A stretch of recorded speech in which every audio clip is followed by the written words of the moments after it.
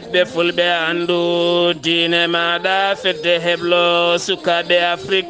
takkusana yoni to lappol palol dande maayo ngol rewayi worgo mayela gambi ba fata dinguirayi fallem ko on waktu yoni hato ñoro masina kame jombo ko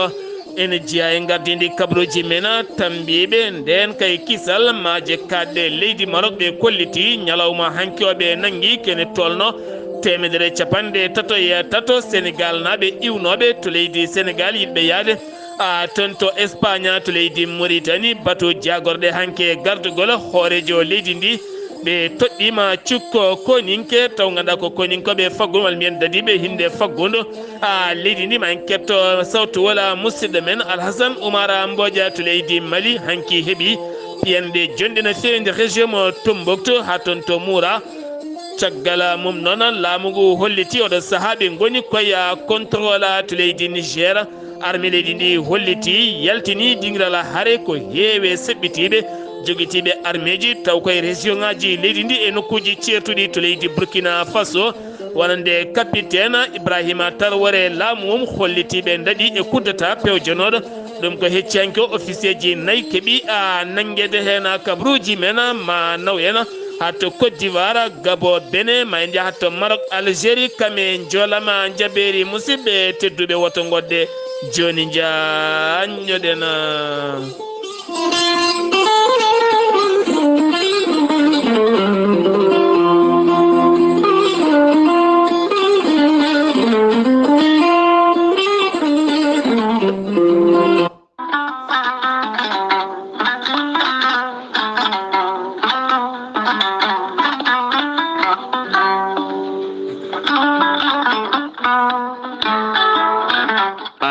jambitowo ɓandu musoru ɓandu wuloru ɓandu jaaɗoru koyɗe musoje koppi musoji keceji museje joguiɗo AVC jogui kardiaga neɗɗo tuƴiɗo donkoɗo yaade jama e juma ni jokkoyde enɗam ni yaade haajuji mum goɗɗi kala ngam musalla e joguiɗo hémorroïde gonɗo nder e jalto bowal kala e ñabbuji goɗɗi cuuɗotoɗi e nder ɓalli yogay muɗum kala jokkodire gorel te joni mbiya alhamdulillah gorel te hewɓe jokkodiri e ngal ɗon gollorgal ɓe kolliti yogay ñabbuji ɗiɓe jambitanno oɗo saaha kamɓe kala ɓe jiitime en koye mabɓe no feewi gorel te ko haako moƴƴo iwru koto koredi noro ala rewam ala effet a wulnat tan ndiyam ma ha wula guitta ko jamireɗa mbaɗa hen aɗa yara aɗa yiito cellal ɓandu maɗa gorel te sa yiiɗi hebde hen ko laaɓi jahata koto site mabɓe internet mbaɗa www.gorelte.com janggana hoore maɗa kayla ñabboji ɗi gorel te safrata kala sa yiiɗi jokkodirde e tongoɗe gorel te so tawi noon gonɗa koto koɓɓillo ene tawi nder leydi Sénégal jokkodirta koye Hawa Amadou Abbasa mbatta ko 78 435 27 28 so tawi noon gonɗa koto Bargné e ko taari ɗum kala jokkodirta koye Kumbaka 77 612 85 28 so tawi noon gonɗa koto Gawol e ko taari ɗum kala jokkodirta koye Amadou Abdoul Agne on noon mbatta ko 77 123 22 97 so tawi noon gonɗa koto Guédiawaye jokkodirta koye Amadou Abbas Ka mbatta ko 70 606 33 43 so tawi noon gonɗa koto Kermassar jokkodirta koye Mamoudou Ngayda 77 542 50 84 so tawi noon gonɗa koto leydi France jokkodirta koye Harouna Ngayda 06 50 99 64 43 musidɓe tedduɓe gorel te ko safara ɓolo tan ala rewam ala effet a yarat aɗa yiito cellal ɓandu maɗa mbadden dando faade ittude ɗeɗo henna ñookiɗe e nder ɗaɗi men kadi men dañde jama kettode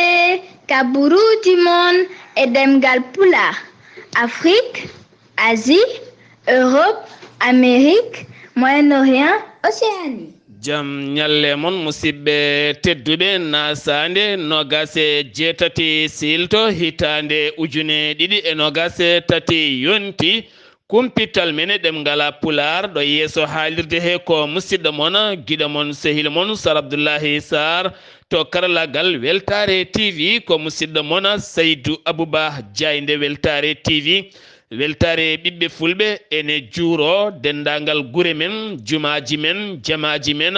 galleji diine men kala galleji sernaɓe dendagal almudagu ngo kala dendagal bandiragu ngo kala ngam oɗo henna jamma tedduɗo ɓennuɗo henno ɗo yimɓeɓe kala mbaali e jumaji e jamaji hay galleji mena sernaɓe kala ngam artude e jikkuji annabi o sallllahu alayhi wa sallam e sifade nelaɗo men tedduɗo gurdam mum no wurduno no wano fof ko siftinde yimɓeɓe ha yimɓeɓe ɓuuri wawde jogade jikkuji moƴƴi e peele moƴƴe faade e gurdam neɗɗanke o ɗum noon almuɓe jimi hen jimi mawɗi no fewi ngam madhu annabi o sallllahu alayhi wa sallam ɓe jangi hen qur'anil karim no fewi ɗum ko yogay galleji diine ha e jumaji ɗi kala ɗo wona Diaynde weltare TV weltare ɓiɓɓe fulɓe ne ɗoftida e moɗon kala ko sinno ko sago moni kala sawtowol mum nane hen kono ko jokkodira ko ni heewi eɗen ñaago yaafuya ɗiɗon fannuji hanki en keeɓi noddali kewɗi no fewi ngam moni kala yidde feñje Diaynde nde tawɗen noon so tawi en mbaɗi tan wawata latade nde tawno ko ari ko ɓuuri kene foto wonde temedere ko fawi dekki noon firtata moni kala sawto no feeñi hen tan Diaynde nde nattata latade to banggue actualité ji ɗi jiɗɗen habrude ɗi kabruji men ɗemngal pulaar to leydi Sénégal wonande dambiɓe nden ka e kisal maaje kaɗɗe ɗe royaume sarifa leydi Maroc ɓe kolliti ɓe teɓima nogase jeeɗiɗi hanki o kene tolno temedere capantato e tato Sénégal najo taw koye laaɗi ɗiɗi ceertuɗi laana gadi ka jolni ko capanɗe jeeɗiɗo e jeegomo laana ɗimma ka jolni ko capanɗe joyo e jeeɗiɗo hen ɗiɗo ko rewɓe jeeɗiɗo ko minorena jettaki duuɓi sappo e ɗiɗi waɗi hen noon gañiɓe ene tawi to hôpital mo Dakhla ko wona ɗum konon consul général de Sénégal yeehi toon ngam yurnitade gonagal mabɓe siftinde on dañino noon nangaɓe yonɓe no fewi oɗo saaha taweteɓe e laabi ene gartire leydi mumen Sénégal taw ko lawol lesɓe ene jaaha ɓe ene nanga ene gartire tambiɓe nden kay kisal maaje kaɗɗe leydi Espagne ɓe kolliti hanki nogas e jeeɗiɗi nduɗo hen lewru ɓe nangi laana iwka Sénégal ne jolni kene foto wonde capanɗe jeeɗiɗo e jeetato oɗo e debbo goto ne hen oɗo saaha mo gonɗen aɓe tawe e juuɗe ɓen dadiɓe laana hanki nangaka toon to leydi Maroc ɓen wonɓe kanlane giwi koye nokkuji ɗiɗi e nder leydi Sénégal to Mbour ha to Thiès kala to leydi Sénégal keddoto ɗen jokkodiral jungo e jungo gollodirde ngam ɓamtude dosɗe golle mumen jeeyi sababu sifande hakkude royal air Maroc kame air Sénégal nden sifande ko wawde jokkodirde to banggue golle hakkude laaɗe ɗiɗi ɗe kala taƴƴo e biye laana air Maroc ene wawa ɗannade air Sénégal kono ne gueɗe air Sénégal e kaya laana ha golle mabɓe ɓuri wawde yuɓɓude nden sifande laatima alhamisa o mawlidi nabi sallllahu alayhi wa sallam mawninama jamma hanki o e jokli leydi ndi Sénégal Mauritanie Mali Gambie Guinée hay nokkuji ɗi kala e diaspora o kala teskama Dakaru laatima wuuro taw kadi ganduɗa ko wellitigo no fewi ɗum ko caggal nde jeereji boutique aji magasin uji goddi aɗa wawi yaada yiyata werlaji no fewi hono no maggal tubani hanki wuuro ngo wiidi ha laaɓi ɓe mawlitoyi cuuɗi mumen ɓe payi to Tiwawon ɓe payi to Kaolack wonɓe payi e nokkuji goɗɗi kala woni hen kadi mawlitoyi ha e nokkuji mum kala wuuro ngo deeƴi noon no fewi so wona kay mawluɓe e nder wuuro Dakar kono ne kadi Kaolack walla mbiyen Kolda wuuro capital Fuladu kañumne yeewi no fewi to banggue jeereji mum magasin uji mum hewɓe hen mawlitoyi ɓe payi to Touba ɓe payi to Tiwawon ɓe payi to Kaolack ɓe Ndiassane ɓe nokkuji goɗɗi kala mawlitoyɓe ha e nder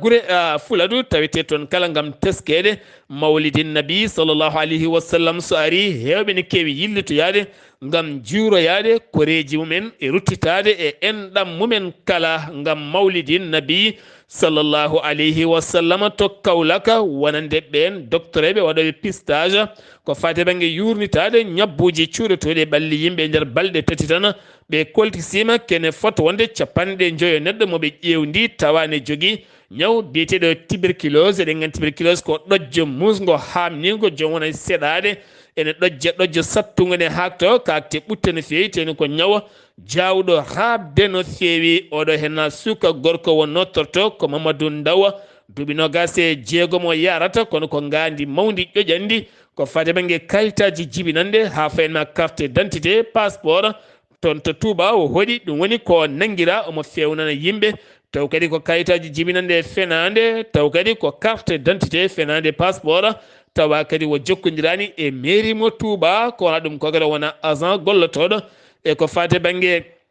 état civil ha to bureau passeport kala oɗo saha noon o waɗama garde à vue kono leskoji enen jokki e sifa makko mbete ala ɓe o wondi université Gaston Berger mo Saint-Louis hanki ko cum mawɗo waɗi toon to village pavillon o ko ɗum sumi toon andaka noon holko jeeyi nguɗon suuɓu walla ni holko saabi nguɗon cumo jeheten koto Bonkili nokku biyeteɗo fawun ko wuuro tawetego toon ko tana musɗo hanki waɗi toon Mamadou Saliou Diallo kam wasi fittandu mum on gonnoɗo e wadde défendre yummum taw kadi mawni ko gorko mo duuɓi mawni ko gorko biyeteɗo Seydou Diallo mo ganduɗa himɓe mum ko sigue bonɗo walla ni konjam ɗama arti noon ne dugda yummum kanko miñiraɗo no o yiɗi hedde hakkude mabɓe gam wonande hedande yummakko on noon mettini fimo laaɓi kin accanimo hawrute joomi ko oɗo saaha noon on baɗɗo ngal baɗalo ne tawe e juuɗe ɓen dadiɓe kanko on baraɗo mo duuɓi 17 jangganno koto école lycée Madina winde fa kanko on baɗɗo ngal baɗal Mamadou Saliou Diallo ene tawe e juuɗe ɓen dadiɓe ha joni keddotoɗen koyeɗin fannuji Djibi Jiggo woni inde makko kam hocci laaɓi yiɗi ya fawde e dande nene muma hawre noon bamakko Mamadou Djigo kañumne noddi yimɓe gaari nanguimo kono gam sembe doole makko on jamma gam diskita gendarme aɓe ɓe Podor nanguimo o saaha noon wo taƴanama to tribunal mo Saint-Louis lebbi 6 kaso amende beele kadi jomum wawa nehtede no fotiri kala majjugol Souleymani Diallo gorko joom ngaalu Guinée naajo e nder leydi Sénégal guurɗo to Dakar dogɗo leydi Guinée ɗiɗo dumunnaji taw kadi ko toon to Parcelles Assainies caggal nde sagataɓe wonnoɓe moto daari sara demar galle makko ɓe kaalat ɗemngal fulfulde ngal Guinée kono ne kadi susu ko wala ɗum ko noon ɓe cappi yoɓade fittanmo ko yihino noon to dik police gam portoyde plainte guele nde noon woyiyaka jaydel noon gartino hollirde omo ɓatti no fewi Sellou Dalein Diallo hanki o noon Sellou Dalein Diallo yalte deƴƴirum holliti anda oɗon gorkajo sen giwi to leydi Sénégal paɗen koto leydi Mauritanie jamma mawlidi nabi sallallahu alaihi wasallam mo wowno yiɓɓinde ɗum musidɗo men Amadou Isaga Kébé correspondant men to Ziguinchor ɗon ndu wontoɗen Aminata Kébé joom suudu makko tawete to Ziguinchor taw kadi ganduɗa komo rutti e juuɗe muɗum ñande o yaltata aduna nde kanko musidɗo men Amadou Ishaga Kébé gownoɗo yuɓɓinde mawlidi nabi sallallahu alaihi wasallam ha to ziyara to Thila kala e neldama duwaw ha ɗoɗo gonɗen kanko e dendagal mayɓe julɓe kala nde jomiraɗo ɓeydata yurmede e makko kanko e dendagal mayɓe julɓe kala.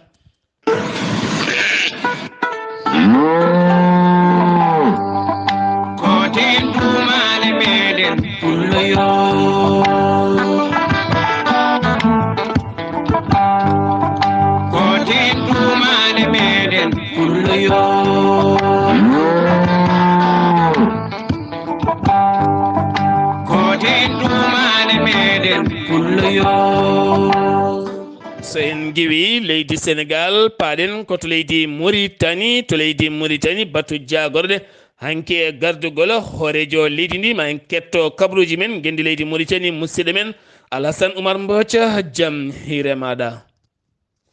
jam heewi toon Saar Abdullaahi Saar kabaruji men ɓuri tengtuɗo e nder leydi Mauritanie e ñalawma hannde o naasaande nogas jeetati lewru silto ujunaje ɗiɗi e nogas e tati jonde jagorɗo leydi hono Mauritanie jooɗima hanki jaslare nogas e jeeɗiɗi lewru silto ujunaje ɗiɗi e nogas e tati e ɗoyngu taw ko hoorejo leydi ndi Mohamed Cheikh El Ghazouani ɓe toɗɗima noon colonel Khaled Wul Salek won cukko taw ko gardiɗo taw ko hinde douane gouverneur nokkata banggue hono worgo yillima e won en e duuɗe gam humpitade gonka nokkuji ɗi nde tawno toɓoji ene gone e ɗi nokkuji ɗum o yillima e nokkuji ɗi gam ƴewde kay mate maɗe mawo hono jangguede ñande ɗiɗi taw kadde ko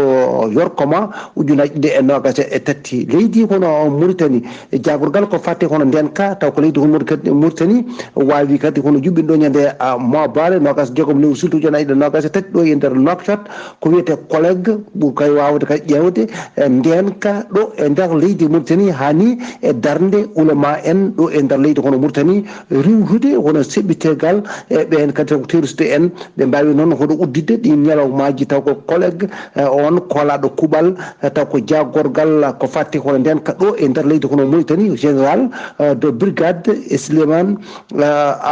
Abouda o wawi kadi hono yettude darde tigui rigui nde ulama en daari ɗo e nder leydi Mauritanie ha mbawa kadi hono yewtande ɓen ɗen jewte artirde haqqillaji mumen ko hani e science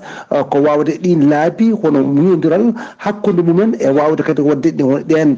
tindinde wonɗen pine taw kadi ko jaaduɗe e kesam kesamago ha wawa kadi moƴƴinde kala ko gonkaji yimɓeɓe ɓe mbawi noon hono wiide wonde ko leydi hono Mauritanie wawi kadi hono e ɗiɗo taw ko duuɓi hono battediɗi ƴettude laabi keesi waw kadi riwtude hono seɓɓetigal e nder leydi hono Mauritanie e nder diwanuji taw ko Sahel o mbawi kadi hono wiide wonde ɗe wayno leyɗele won Sahel ɗe wontini taw kadi kono ɗon ko suuɗoɗu ɓen taw kadi ko waɗoɓe ko booni woni seɓɓitiɓeɓe e wadde kadi kon ɗen gueɗe ɗe jadani e taw kadi ko e diine hay dara ɗum ɗon so tawi toɗɗo banggue ɗo taw kadi ko kolaɗo kuuɓal wono association ɓen taw kadi ko anduɓe ɗo e leydi hono Mauritanie taw ko gandu mbiyeɗo noon Cheikh Wul Saleh o arti hen e wiide kay o ndiyanka ɗo e nder leydi hono Mauritanie e artide kono deƴal hani e riwtude kadi hono ɓen kadi hono seɓɓitiɓe ko ɗum woni hono darde nde e artirde kadi hono deƴal e dongre taw kadi ko selde e dennagal taw kadi ko leyɗele taariɗe ɗe o wawi wono wiide wonde noon kan ɗum ɗo e kamɓe anduɓe ɓe aɓe pooti wadde e jewte mabɓe guila e huddubaji mabɓe hani e ha feere anel karimne e sunnaji Mouhammad sallallahu alayhi wa sallam ɓe garta hen matte kadi maɓe duwtu hono ceɓɓitigal ngal ɗum noon wawi tawtorede ɗum hono ambassadeur Arabie Saoudite ɗo e nder leydi hono Mauritanie biyeteɗo Mohamed Ben Ayed El Belawi ene tawtora hono jonde ɗo noon ko chef d' état major mo leydi hono Mauritanie général taw ko désormais Mouhtad Bella Chaban waɗi kañumne taw kadi ko jonde mum ñande mawbare nogas jeegom lewru silto ujunaje ɗiɗi e nogas tati taw kadi ko jonde taw kadi ko liggey faade kadi e on délégation taw ko mintoreɓe en ko fatti hono islam e riwtude e seɓɓitigol kanko noon ɓe mbawi hono joɗɗade taw noon o ardi oɗo délégation ko kolaɗo kuuɓal taw ko moɓodiral hono général de division taw ko pilote biyeteɗo Mohamed Ben hono Saïd Lem Guedi wawi batungu wawi kono kadi ha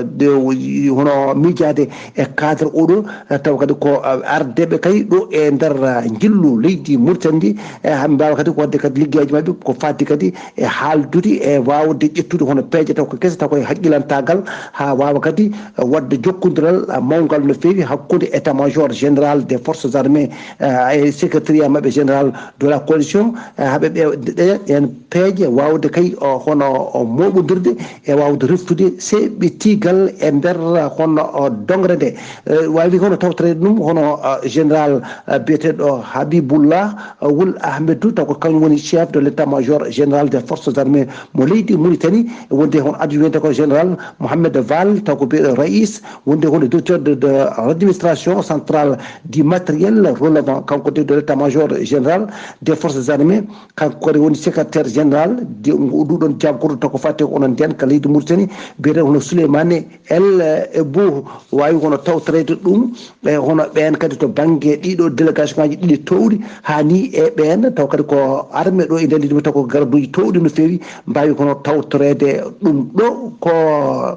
oɗo taw kadi ko toɗɗaɗo kesso woni kadi on gardiɗo taw kadi ko fondation opposition démocratique biyeteɗo Hammadi Sidi El Mokhtar ƴetti liggey mum e ñalawma taw kadi ko nogas joyi lewru sulta ujunaje nogas e tati taw wono ɗo lumti ko on biyeteɗo hono Ibrahima Wul Bekay ko on tigui o lotti kanko noon oɗo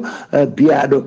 yo won kadi hono gardiɗo taw kadi ko opposition mo leydi hono Mauritanie taw o jeeya koye landa mbiyetega Tawasul woni parti Rassemblement national pour la réforme et le développement ɗum noon o wawi kadi kono wostudirde kanko haqqilatagal e on taw kadi ko mo lumti o to biyeteɗo Ibrahima Wul Bekay ɓe mbawi kono yewtude no fewi taw noon woni jewteɗe ko gartigu taw kadi ko timmugu kadi ɓe jeeya wona jeeyede e on taw kadi biyeteɗo leader taw ko ship wawde kadi ardade kono yimɓeɓe ha mbawa on artude ɗum noon batu ngu walla ni kamɓe o passation de service wawi hono joɗade guila nogas jeegom lewru nduɗo no goɗɗen kanko noon parti Tawasul o wawi kono bajjinde kañumne wi wonde Wul Hammadi o e Wul Bekay o mbawi kadi kono joɗade kadi waɗi wono bor hakkude mabɓe e wostodirde haqqila tagal e ɗeɗo gueɗe ɗeɓe toɗɗa kanko Wul Hammadi noon o nomano taw kadi ko ñande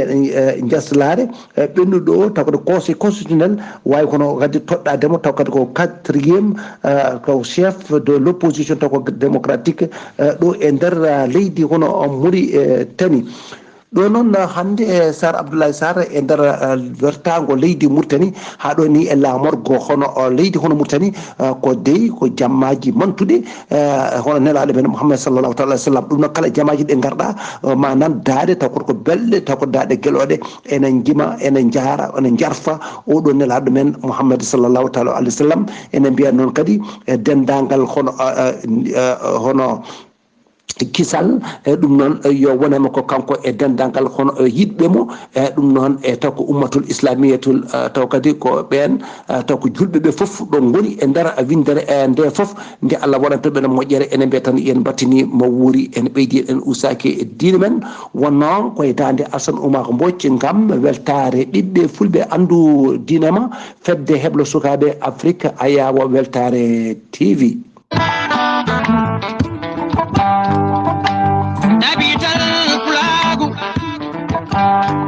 So pulaar nodi ne hani note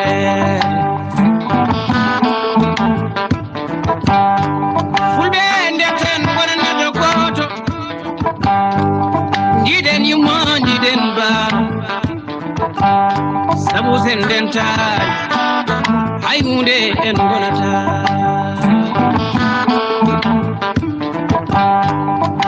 denten jentinen dole meɗen wonande do goto fina tawa kale aadaji a jarama Seydi Mbodj golle man jooɗi peewi gorko mo Saare Ndogu ko nduwiɗa koye mbiya min dande ma nde hande ande ƴelliti ande labti no feewi mboɗa andi tan ka nangodirɗo hanki jamma e lacceji ɗi no moƴƴi no feewi no feewi ɗum noon ne waɗe mi nani kam haali Abouba hande o ma jalluɓe pijama no feewi ko ɓuutaɗo no feewi ɗum jeeyi sababu guila hanki hande ko majjuɗo hay goto nani ɗo heedi e noksoɗo walla ni so tawi ko toon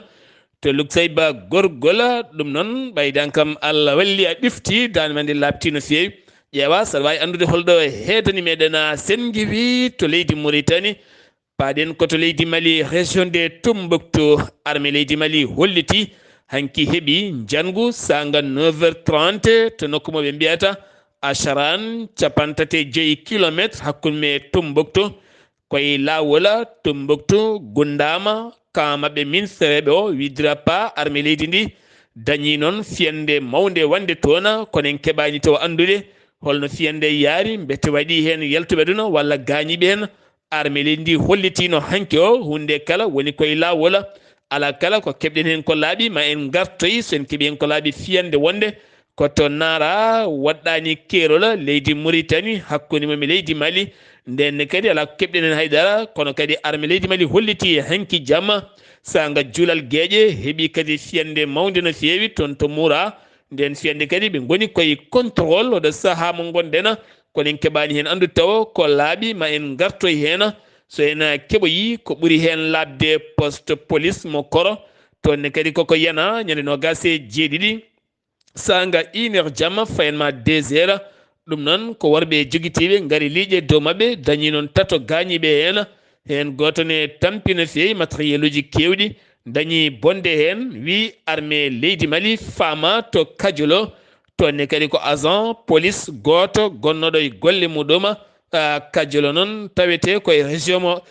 Sikasso gonnoɗo e poste mum wo jippi ñande nogas e jeegom lewru septembre woni heccenke o omo faati galle makko sanga 16h nde o yetti galle makko legala koko ko toon kanko inde makko Ishaga Sidibé nde wari galle makko noon taw debbo tawani ɗum ɗon o naati nder suudu o itti pistolet makko o tukke nofuru makko o fooƴi rewandu kanko kala wo dajjiti wo yeehi wo yaadi e kumpa mawɗo o ɗacci kumpa mawɗo no feewi saabu andaka ko jeeyi sababu wartademo omo acci sukaɓe nayo e debbo kono ɗo saaha mo gonɗena leskoji ene jokki hen sappo e nayo suka gaynako mo hakkude duuɓi sappo e ɗiɗi sappo e jeetati kam pittali men guitta ñande nogas e nayyi nduɗo hen lewru septembre pittali mumen guitta taw kadi ganduɗa ko ɓen aynannoɓe joomen jawɗele to nokku biyeteɗo duppa to nokku kañumen tigui jooɓa pittali men par groupe wagniére nokku biyeteɗo ndumba men ko ndumba duppa taw kadi tawi nder cercle mo ñono région mo Ségou ko toon ɗum waɗi kamɓe noon ɓe tawyanno ko aynaɓe woɗɓe gam rendinde daabeje jawdi mabɓe tuuma hen noon ko groupe wagniére e wallidiɓe leydi Mali mbaɗi ngal ɗon baɗala ndenka ekkisala Bamako dadiɓeɓe Bamako jippodima e doole mawɗe no feewi to université Badala Bogo ɓe mbawi nangude toon ken tolno capanɗe nayo e jeenayo étudiant ɗum ko ñande nogas e joyya nduɗo hen lewru e nder wuuro Bamako ɓe tawde mabɓe noon pistolet automatique ene wondi kadi e jamɗe goɗɗe ko wayno jaasiji laaɓiji poɗɗe goɗɗe pompe gaz gueɗe kewɗe no feewi ɓe tawede mabɓe kadi comci mintoreɓe ene wonde pafti mum e paaɗe mum e laafaji mum kala oɗo saaha naɓe tawa e juuɗe loskoji ne jokki hen so jamma jenggi tan ɓe gawata ngaalu koye posuji ha e galleji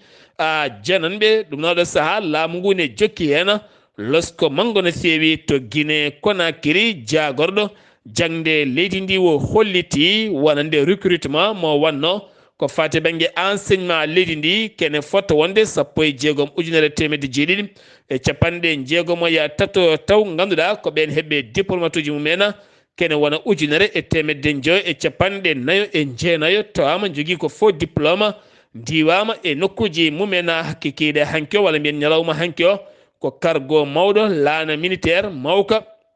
ka Nigéria kan ɓitti hanki ɗon ɗo bowa laaɗe diwaje ngal Cheikh Ahmed Touré ɗum ka adduno ko matériel konin koɓe leydi ndi jogorɓe yuɓɓinde manditare leydi mumen ɗum waɗata ko 2 octobre lewru fanduɗo hen ndu woni jeytari ñalawma jeytari leydi mabɓe kanunde ko juri nde ko dañi caɗele technique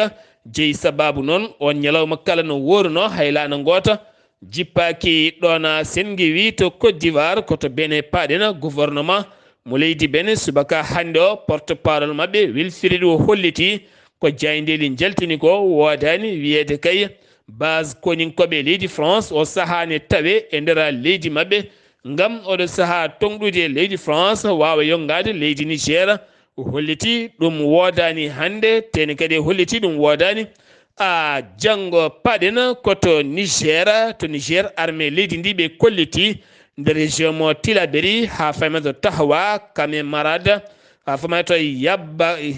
Yabbale e nokku mbiyata Taka ɗiɗo hen nokkuji kala ɓe kolliti ɓe jaltini dingiral hewɓe no feewi taw ko ɓen jogitiɓe armée ji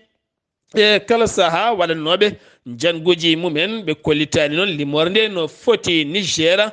avion présidentiel ganduɗa ko Boeing 737 75 taw kadi ganduɗa ko nangganoka toon to Bola diwaji ka Suisse